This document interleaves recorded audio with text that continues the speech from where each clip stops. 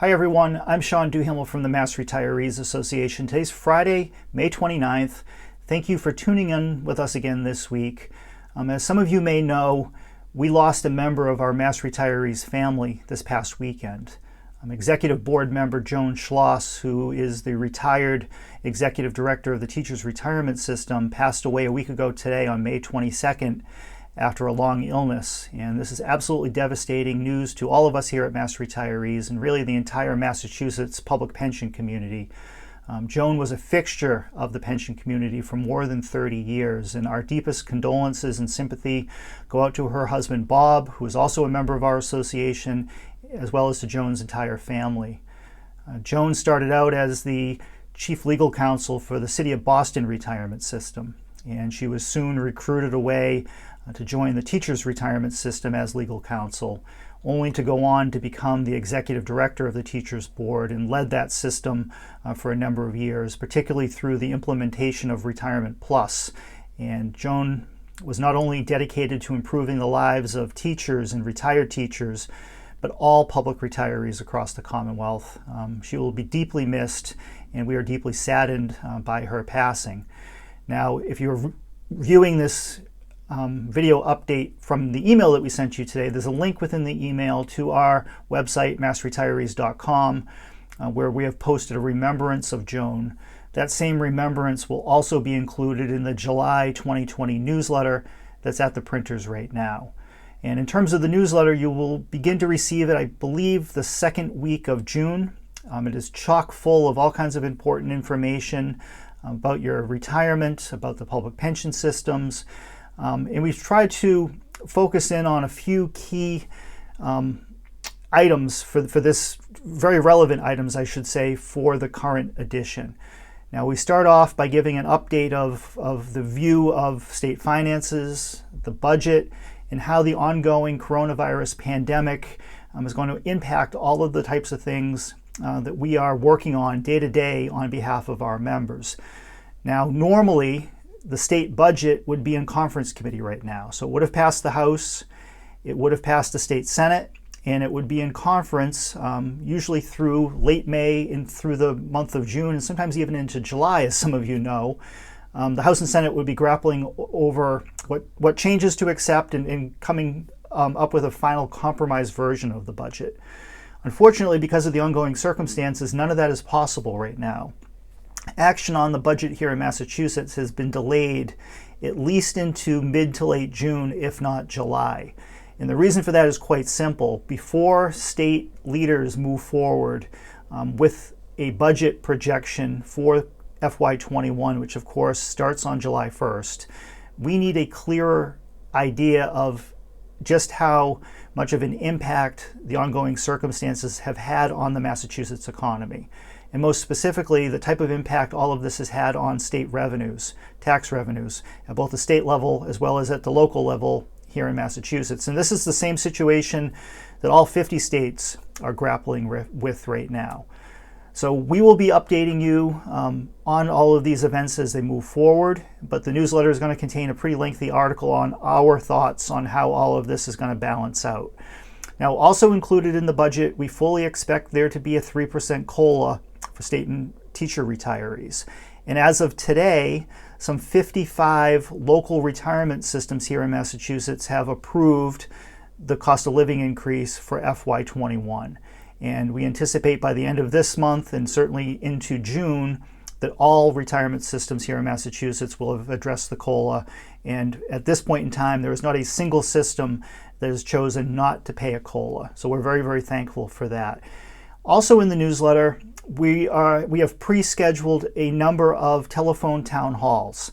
As many of you know, because you've been participating in these, we are using virtual tools, namely telephone town halls, these types of videos, Facebook Live events in the future, anything we can do to reach you in the comfort and safety of your own home and keep you engaged with us, keep you informed, we're going to try to do it. And one of the most effective ways we have to reach all of you is over the telephone.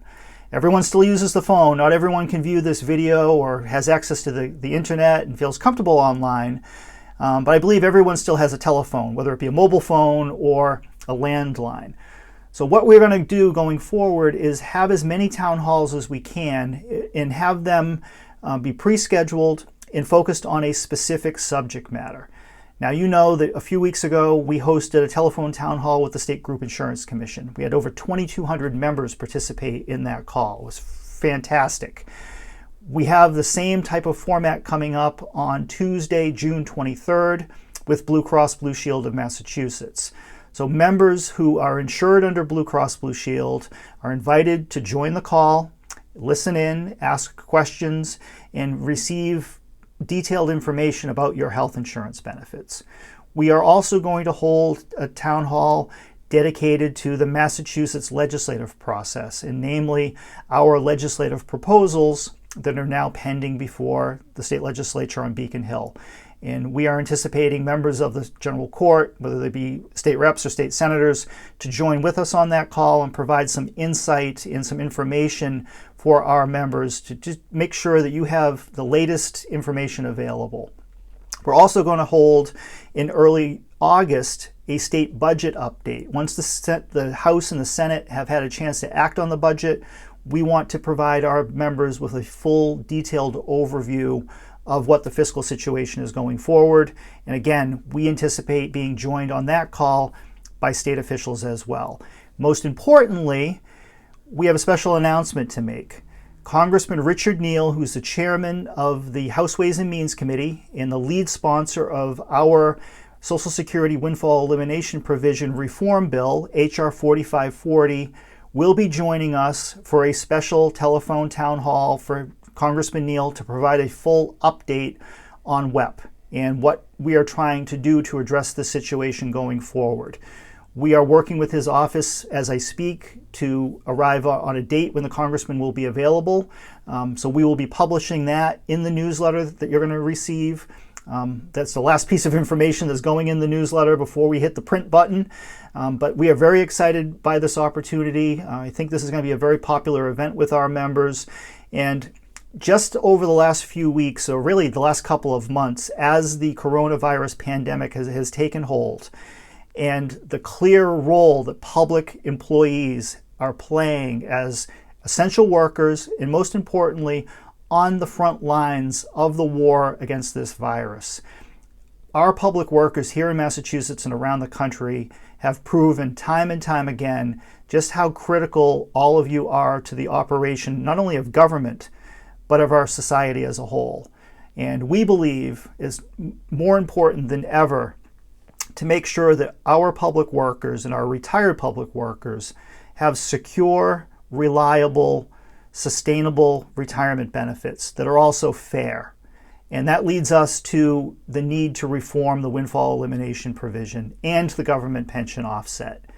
These laws are not fair, they're not just, and they must be changed. And we continue to work with Congressman Neal and his staff, as well as the entire Massachusetts congressional delegation, to find the window of opportunity in 2020 to move this legislation forward. And we very much look forward to the congressman joining us and filling our members in with firsthand information as to how he views the situation and what he's looking for going forward.